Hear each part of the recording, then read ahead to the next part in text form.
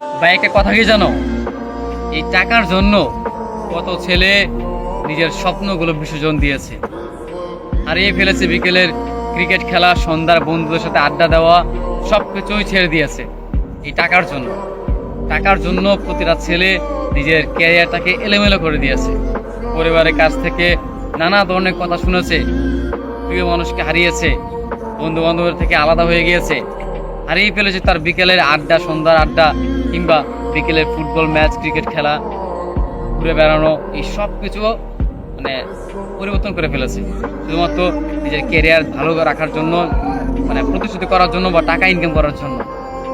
আসলে সময়ের সাথে সাথে সেই ছেলেটা পাল্টে গিয়েছে। যেই ছেলেটা একটা সময় ক্রিকেটে আসক্ত ছিল, যেই ছেলেটা একটা সময় কোনো একটা মেয়েকে ভালোবাসতো, যেই ছেলেটা একটা সময় সবসময় বন্ধুদের নিয়ে আড্ডায় থাকতো, ঘুরে বেড়াতো, আজকে টাকার জন্য সে তার পরিস্থিতি পাল্টিয়ে নিয়েছে।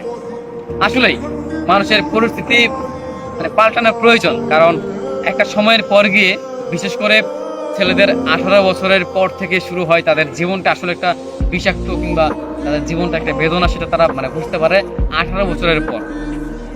বা 18 মানে জীবনের যে বয়সটা, সেটা হচ্ছে যে 18 বছর। তার আগে যে মুহূর্তগুলো, সেগুলো মানে খুব ভালো কাটবে, কিন্তু জীবনে যে 18 বছর যে পার হয়ে যাবে, কিংবা এই বছরটা যখন মানে পার হয়ে যাবে, ঠিক তখনই প্রতিটা ছেলে কিংবা প্রতিটা মেয়ে, তাদের কাছে মানে তাদের জীবন একদম বিষাক্ত মনে হয়। তাদের একদমই মানে নিজের জীবনটাকে তারা মানে ভালো লাগে না।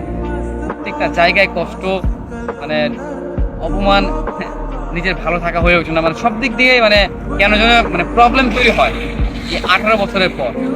আর বিশেষ করে ছেলেদের, এটা ছেলেরা এই টাকা যদি উপার্জন করতে না পারে, কিংবা নিজের ক্যারিয়ার যদি উজ্জ্বল করতে না পারে, তবে তার কোথাও দাম নেই।